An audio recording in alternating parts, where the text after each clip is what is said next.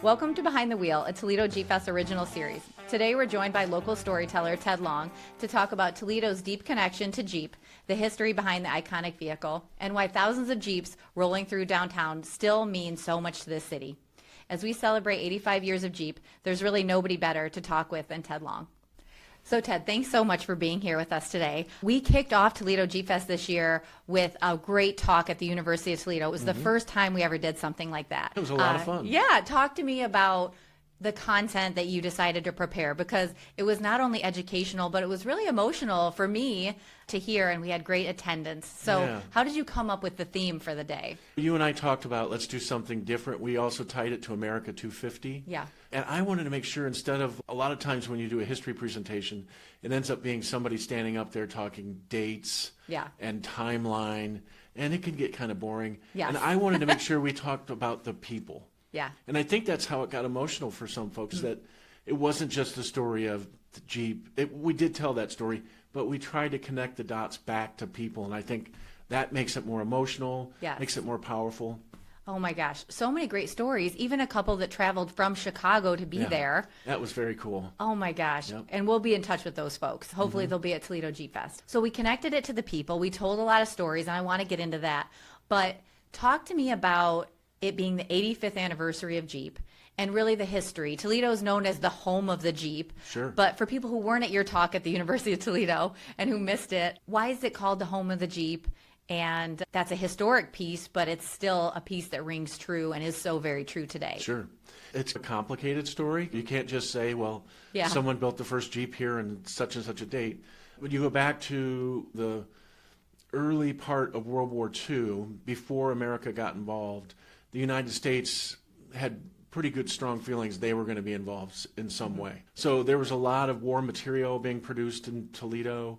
The government was looking at different needs that they were going to have in order to be a participant. And one of the things they had to do was they had to replace the horse. And one of the feedback that came back from World War I was that one of the biggest issues was hauling material around and getting troops in place. So the government put together in 1940 a kind of a request for proposal, and it was pretty outrageous in terms of what they wanted. They wanted something lightweight, something that could climb hills, something to replace a horse, but they also wanted it in less than 60 days. And a lot of the bigger manufacturers just said, no, it's not possible. A vehicle like that would take a year for engineers to figure out and make it work together. A group out of Pennsylvania called Bantam took the lead, and they actually worked day and night, and they built the first prototype. And the government was like, this might work, but they had concerns about the size of Bantam and whether they had the actual production capability to keep up with what the needs were going to be. So they did something unique. They shared Bantam's design with Ford up in Detroit, and then here in Toledo with Willis Overland. And the folks at Willis Overland then took that design and made it into their own. Yeah. And in particular, we talked about a gentleman named Barney. He was the chief engineer. He developed the Go Devil engine that went in, and that really made the Toledo Jeep much more powerful than what anybody else had designed at that time. And in particular, they were concerned about getting up and down hills, and they did that power. So that's really where the Jeep becomes the Toledo icon, is Willis Overland and that engineering crew take over. They design their version, and the government gives them the contract, as well as Ford. Crazy, that was 85 years ago. It is. Ish. Yeah. And now today, 6,000 people are employed at the plant, and hundreds of thousands of Jeep roll off the line every day. Sure. It's pretty cool that it's been going for many decades. And when you think back to those early years, what really I think is, for me, the fundamental part of the Jeep story is not just that it's a Toledo brand and a Toledo icon, but also the workers who made it happen. You have the engineers who design it, but then the workers, and part of that big story is women. Yeah. Women played a huge role during World War II on the assembly line. And all the Rosie the Riveter stuff. Yeah, and they were test driving them, and it's just, it's a fascinating story. Even today, I use a lot of volunteers to help run Toledo Jeep Fest, and the passion that the volunteers have is pretty incredible, and so many women. I would say the group of volunteers that come out year after year are half men, half women, maybe a little more women, actually, and they remember their time at the Toledo Assembly Complex fondly. And it wasn't just at TAC, it's at KUKA and Mobis and other parts of the fabric of the manufacturing world here in Toledo and Northwest Ohio. And I love it when someone will say, you're talking to someone, let's say in their 60s or 70s, and you're asking them about their Jeep story, and you expect them to say something about an uncle or their dad, and they go, oh, my mom worked there. Yeah. My mom was on the line. Yes. It's just, I think it makes it so much more interesting. For sure. So, Ted, thinking about the workers and the women going to work and the Rosie the Riveter things, there are still remnants of the old Willie smokestack, right? And that's an iconic thing to see. When we have people coming from 40 different states coming to Toledo, the home of the Jeep, they're excited to see some of that history. I love the old smokestack. I do too, and I think it's so cool that it's still there right off I-75. So people who have no intention of stopping in Toledo or just going through, I'm sure in the back of their mind they're thinking, Toledo, what's Toledo known for? Oh yeah, Jeep, and then boom, there's that smokestack with Overland on the side. And what's up with the iconic Jeep letters? I'm sure a lot of our viewers, listeners know, but it's definitely a rite of passage to take a picture with your Jeep in front of the iconic Jeep letters. Absolutely, you have to do it, yeah.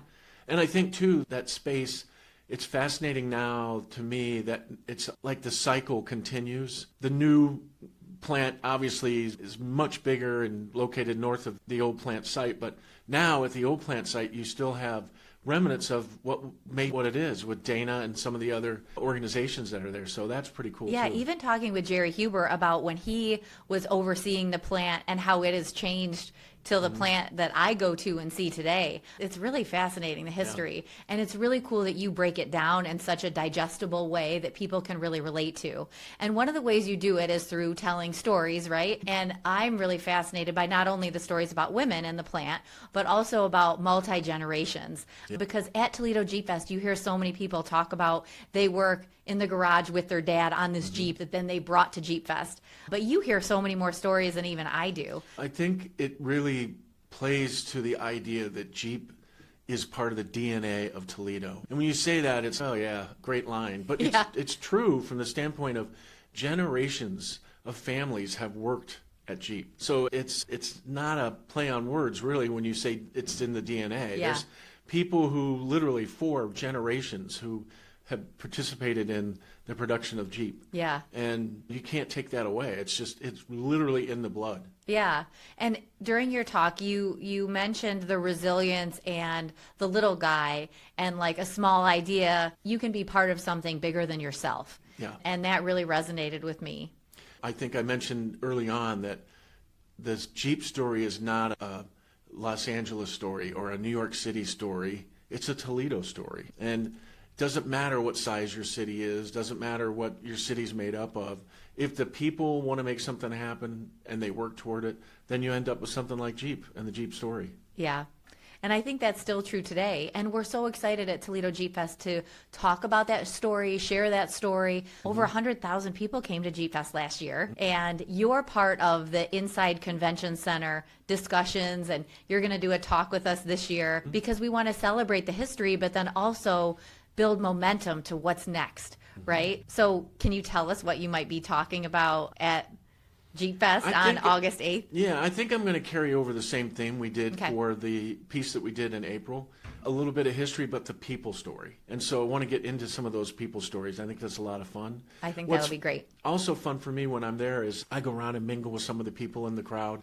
And it's people from all over, but it's also people from Toledo who are just bursting with pride. They're walking around, this is my city, and this is part of what we're about. So all those things come together, and it's so cool to see it happen in Jeep Fest. That is a big question of mine is, and I have my version, but I'd like to hear yours. When the Jeep parade rolls down Monroe and Huron Street, and there are 1,400 Jeeps rolling, why is it such a source of pride? When I look at the faces, it's not just cool Jeeps in awe of them driving by. There's something more. And I think it goes back to the idea of it's in our DNA. As a Toledoan, you're just proud. And that pride swells up when you see that huge line of Jeeps coming through. And each one has its own story, but each one's carrying that Jeep brand and that Jeep story of Toledo. Yeah, it's pretty special. The Toledo Jeep Fest parade rolls out thanks to Owens Corning, official parade staging host. Supporting innovation in our community, Owens Corning is proud to help get the party started. Don't miss the parade. Ted, so in the Glass City Center, you're going to give a great talk on Saturday, August 8th, and you're going to talk about the theme that you build upon the theme that you spoke about at the University of Toledo. But in years past, you've also made connections to the glass industry, and I know Kyle Sword gives a great talk about glass and the history, but Toledo has really managed to play a key role in the automotive market. But then also there's the glass industry, and then there's the painting that happens at KUKA and batteries that happen at Mobis. And there really is this fabric. So can you talk about the history of how that all developed? Yeah, one of the things that people don't realize is Toledo was a very big leader in the automotive industry early on. In fact, Willis Overland, I think, was second only to Ford in automotive production at one time. And that basically created a whole industry around the production of the automobiles, whether it's Champion spark plug and spark plugs, or as you mentioned, some of the painting facilities. All that just grows out of what was initially started here with the production that was going on, first with Pope automobiles and then through the Jeep production. Yeah, it's really important because when you think about families putting food on the table, it's not just Toledo Assembly Complex workers, right? Mm-hmm. It's people that make tires, it's people that make the control panels or the seats with my friends at Adient, and it just goes on and on. I'm pretty impressed. The more I see that universe, the more I realize what a deep and strong fabric it is. And I think that goes back to your question about the parade. When people are standing on the streets on Monroe Street watching these Jeeps go by, they're not just thinking about Toledo pride, but they're also thinking about maybe their own job and the work they might do, and whether it's I help make the tire for that or I help make the brakes for that system. It's all plays into it. It takes a village, right? Exactly. Another question I have, when I look at the Jeeps on the convention center floor, Jerry and Brent and that team go through a lot to put together awesome historic Jeeps and then concept vehicles and a fire truck. And there are all these different examples of Jeeps throughout the ages. But can you talk to me more about that? Because I had no idea until I really took time to walk around the convention center. Yeah, it's one of the surprises for me. I mentioned Barney Roos, who was the chief engineer and the developer of the Go Devil engine. He was interviewed by the Newsbee and late in the war, and they were asking him, okay, what's the future of this vehicle? And he may have been a great engineer, but he wasn't a very good forecaster. He basically said, I don't see much happening. He said, nobody's going to want a vehicle with big tires and four-wheel drive and all these things. It's just going to be a gas guzzler. He completely missed what was going to happen in terms of the SUV and the Jeep era, right? Yeah. But they were, right after the war, they were really focused on farm vehicles. They were using Jeeps as something that could be used around the farm. And then a few production changes here and there, and then you have the Wagoneer, and then you have a couple other, and then all of a sudden there's just this, there's this need, and a lot of it came from World War II vets who depended on the Jeep, knew that the Jeep was a vehicle they could trust, and so when they had a chance to buy one for their family, they went out and bought one. Again, you mentioned something important there. It's like trust and dependability, and you associate being able to get to where you need to go, and this is what can help you. Exactly. Jeep. Exactly. That's really cool. It's a really cool concept. And again, I think it's so Toledo. And I think that just happens. People didn't really talk about it that much. It was all just happening, right? Mm-hmm. Life was happening, and so now really being able to look back is an interesting. I know you do this all the time, but it's particularly special to talk to you about it. When you look at a Jeep from World War II and you look at a Jeep today, there's difference obviously, but you can still see what's part of that breed. Yes. And the story of in between is just always, as someone who likes history, it's interesting. Yeah. I like the part about how Jeeps were used as ambulances, and oftentimes were there saving your life on the battlefield, getting you off quickly and triaging whatever the issue was. Yeah. And now we have the Mercy Healthcare Corner in the Glass City Center. And I think it's really neat that people talk about the history of Jeeps in World War II and things like that, and now they compare them to modern-day ambulances, which are like a hospital room on wheels. Yeah. It's wild to think how far technology has come. I tell the story that there was a woman who worked at Jeep during the war who was a test driver, and she felt something about the relationship between her job and her future husband, because He was actually wounded at the Battle of the Bulge. Oh, okay. And he was carried off the battlefield to a hospital in a Jeep. And she often wondered, was that one of the Jeeps I test drove? Those kind of connections, you can't make that kind of stuff up. Oh my gosh, that's wild. Yep. Do you have a favorite part of Toledo Jeep Fest? Because it's really a celebration of the workforce and the people, and I have some of my favorites. But from your perspective, just because you know so much about the history, are there any special moments you can think of? I enjoy being in the convention center and being around all those different models and hearing the stories. But at the same time, the parade is probably the tops. Yeah. Each year it's different, and to see the joy on the people's faces that are in the parade, they're so excited about showing off their Jeep. Yeah. And then the people on the street and just their pride, it's pretty cool stuff. Yeah. Talk to me a little bit about when we were at the University of Toledo, we talked to some UT professors and some of the library folks, and they talked about the connection between job readiness and training and how that feeds into the manufacturing world here in Northwest Ohio and Southeast Michigan. That spirit of innovation and learning and being a lifelong learner. How do you think that plays into everything, having a university institution like that? It's a big part of what makes Toledo a success from an industry standpoint, and being in the industrial development.